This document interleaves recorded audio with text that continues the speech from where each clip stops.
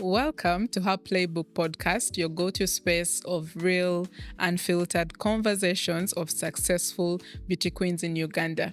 Now, today on the episode, I would like to continue sharing my story. I believe that this whole podcast came about because I would like to share stories of successful beauty queens in Uganda. And why not start with my story? So I'll be diving into my life, how did I join pageantry, and where I am now. So stick around and get to know me better.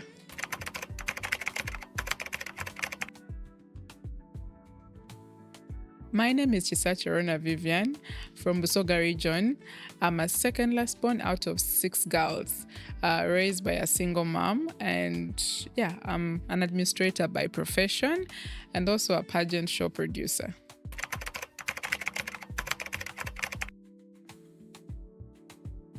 A go-getter, very determined, and a hard worker.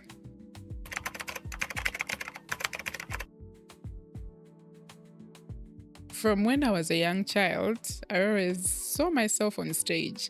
Even when I was in school, I always wanted to be on stage. So I always took part in activities in school that involved us being on stage and speaking and showcasing our talents. So it's something that really, really inspired me. And when I later on in life, when I grew up, I started watching pageants. I would watch beauty queens in magazines. I would watch them on TV. So I picked interest. So I'll always get my whole family to come around and sit and would watch Miss World and Miss Universe. So I always pictured myself in those girls. I would always see myself and I'd be like, one day I need to walk on that stage. Yeah.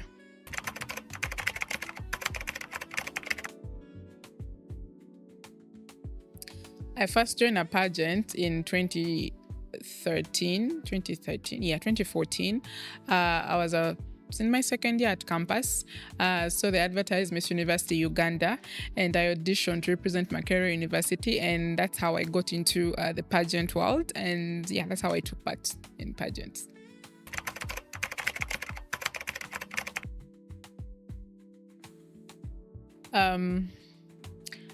During the time of Makerere usually has a freshers ball. So during that freshers ball, they usually bring in people are marketing so many things. There are events, there are pageants, there are fashion shows. So as I was walking through the bazaar, so I passed by a desk, and then I saw a beautiful young girl. She passed away sadly. She was called Stride. So she was registering people that wanted to take part in Miss University Uganda. So when I got there, she told me about everything, and having been someone that was very, very passionate about pageants, I was quickly sold. And that's how I ended up representing Makerere University.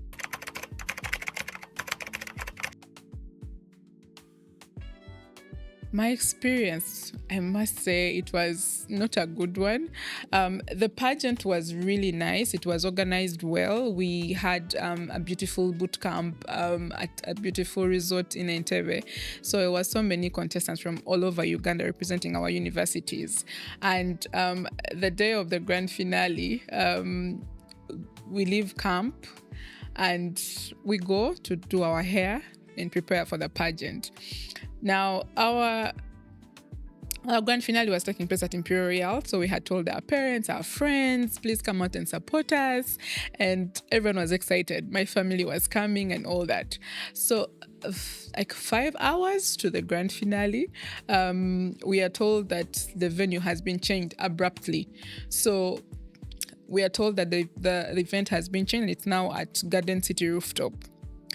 So having to tell people to change venues and drive down to Garden City Rooftop was a lot of work.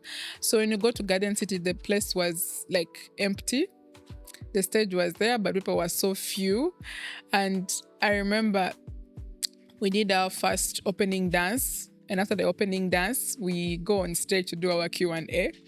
So we do Q&A and then we go off stage. So we come back for them to give out the special awards. And the funny thing that happened, the MC was like, ladies and gentlemen, we are sorry, but we cannot continue with the show because the votes have not been tabulated. So we'll have to close the show now, and we'll be able to announce the winner of Miss University in a 1 month time or 2 months. it was chaos. People started making noise. They were throwing bottles. It was a very chaotic moment. So we had to leave the stage. Surprisingly, we packed our things and went back home. And up to now, we don't know who won Miss University Uganda 2014. So it was a very weird experience for me.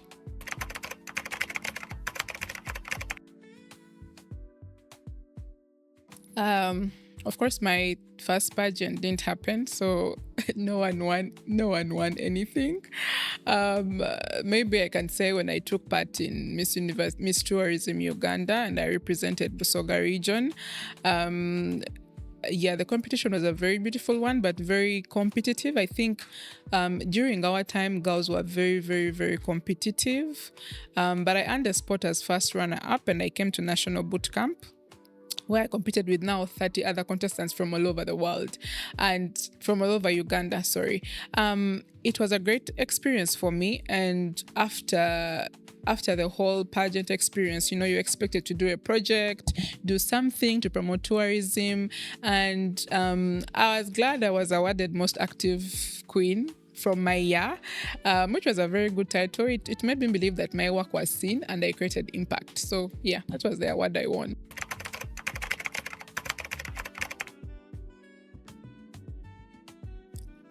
Pageants shaped me so much. It helped me to build my self-esteem. I was someone that believed I had a lot to offer, but I didn't know what platform to use. I didn't know the right people to speak to. I didn't know how to go about it or how to develop my talent, but I knew that I had something in me.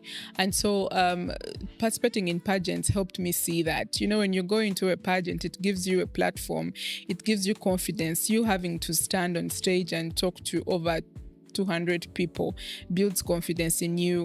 What you go through boot camp helps you, with your communication skills, with your interpersonal skills, because you're relating with so many people, around you. So it helped me build my confidence, my self-esteem in myself, and I'm happy that I can stand up and speak about issues that matter, and I can also give my views. And when I meet people, I can also contribute to a conversation.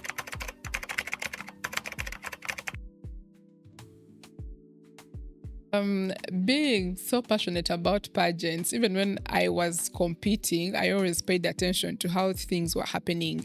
Why were we doing things the way we were doing them? Why were we walking the way we were walking? How the routines were happening? So I picked interest in it.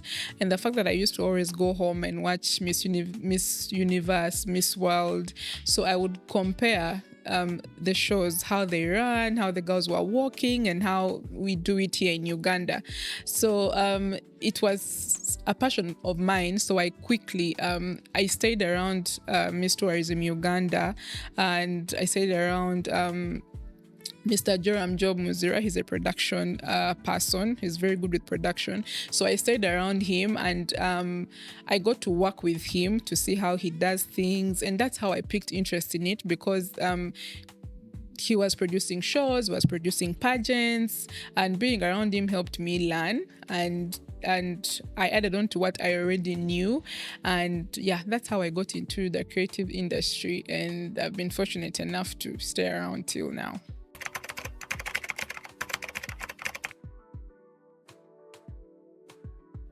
I've been a chaperone. I've been a chaperone. I've chaperoned at Miss Tourism Uganda. I've been a chaperone at Miss University.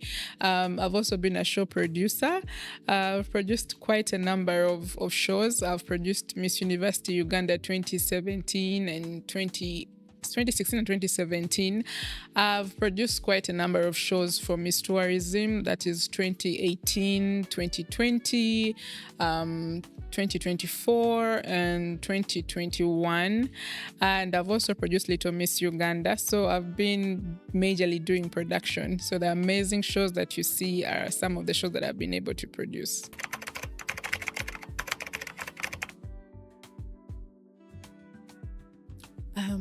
Highlights, of course, have been one. when you're on stage, you don't quite actually see the amazing work that people put in. So for me, it has been, whenever I sit on that production table and I see my show coming to life, and I see my graphics, I see the stage, I see the girls working on stage, and the show is very beautiful. To me, it's an accomplishment for me. I feel so happy. And then being able to mentor girls, when girls come to bootcamp, they don't know themselves, they don't know why they're there, why they're even competing. So when a girl leaves camp and you see her doing amazing things in her community, it makes me happy, because then I'm like, okay, you came to camp and you didn't leave the same, so you're able to do something in your community and create impact. So those are the things that really are a fulfillment for me.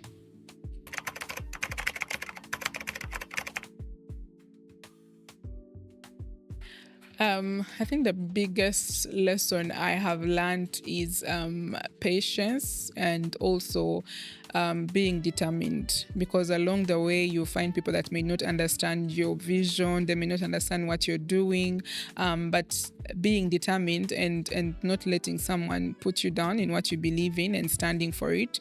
I think it's one of the lessons that I have learned along the way. It has greatly helped me.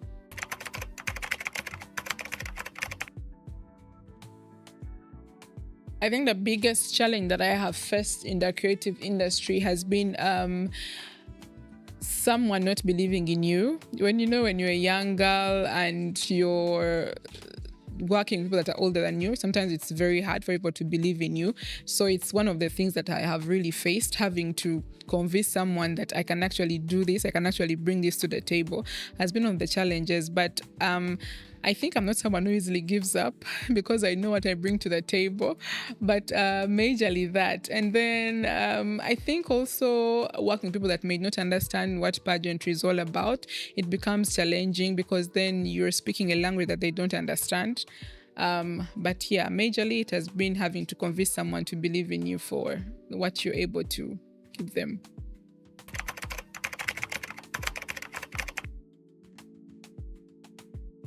I am someone who loves seeing successful people, and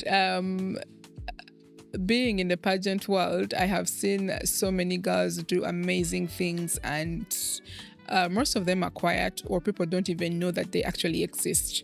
And the perception that people have about beauty queens is I should call it a bad perception, and that is why our pageant industry has really struggled to grow, and yet it is actually something that can really generate a lot of income if it is done professionally and in the right way. So her playbook is just a space that I created to celebrate these amazing beauty queens, because they do a lot. Competing in a pageant, your emotions, everything is involved, and coming out and being able to impact society and doing amazing things and starting amazing businesses. Some have amazing families, some have put up beautiful organizations, and I feel like people need to be celebrated because these are young people. So that was the whole idea as to why I created her playbook, to celebrate these successful beauty queens in Uganda.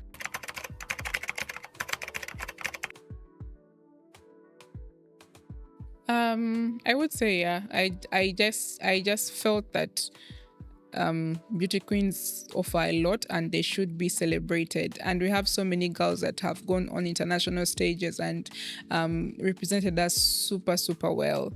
We've had Abenacho, who has been Miss World Africa, the highest placement we have had at Miss World. We've had Sheila Chirabo, who has placed very highly at Miss Tourism International. So we have so many amazing girls in Uganda have done amazing things. And for me, I felt like they should be celebrated. People should know about them and the amazing things that they are doing right now.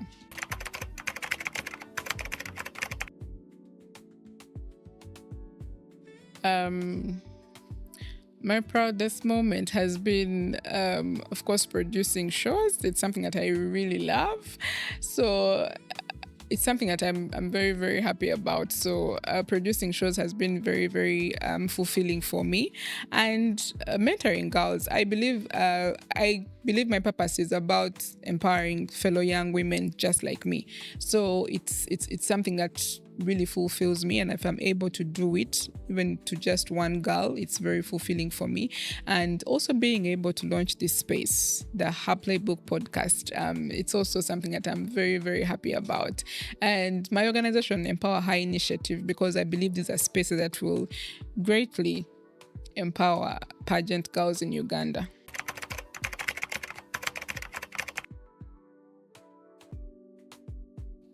It has actually been nice. I was actually scared at first starting it. But I think I remember my sister telling me, just start. Whatever happens, just start. So it has actually been amazing, and the response has been great. Like when I get the messages from beauty queens telling me, oh, yeah, it was about time something like this came out, or this is something that I've been, thinking about. It's very calming and makes me very happy to know that actually people are actually waiting for something like this in the pageant industry. So yeah, that is like the most surprising thing, and I'm just happy about the whole attention it's getting from the beauty industry. And yeah, I can't wait to see where it goes.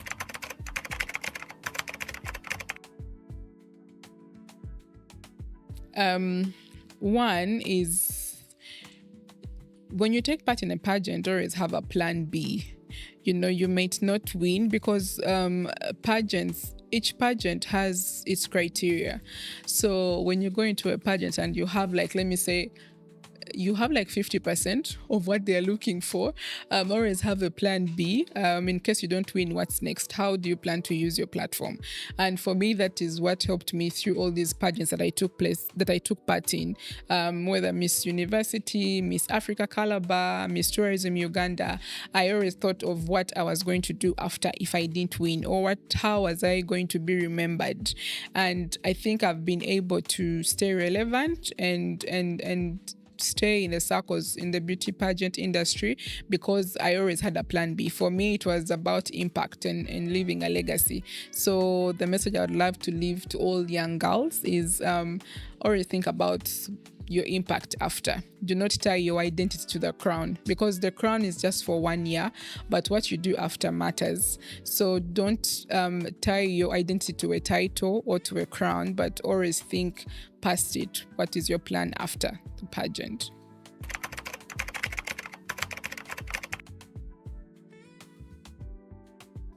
Oh, I hope to one day host Miss Universe. It's actually a dream of mine, and I think I'll actually achieve it one day, whether it's an online interview, but I would one day want to host Miss Universe because I believe it's like the biggest pageant in the world that actually empowers women and encourages them to be confidently beautiful. And also, I would love to continue telling the stories of beauty queens around the world, maybe one day. For now, it's focusing mostly on Uganda and Africa, but I hope that I'll be able to tell stories of beauty queens around the world because there are so many stories that the world needs to know about beauty queens.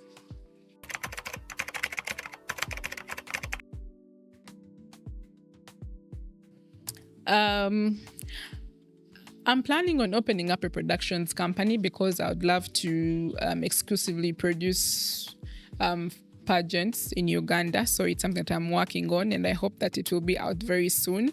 But yeah, I just want to extend my ground in the pageant industry, and I want to be known as a good show producer. So it's something that I'm really, really working on.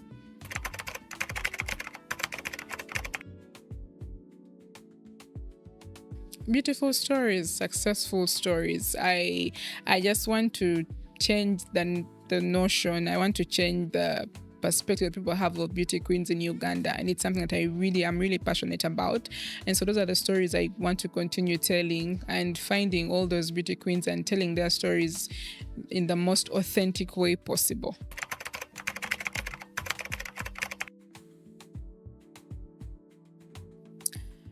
Research.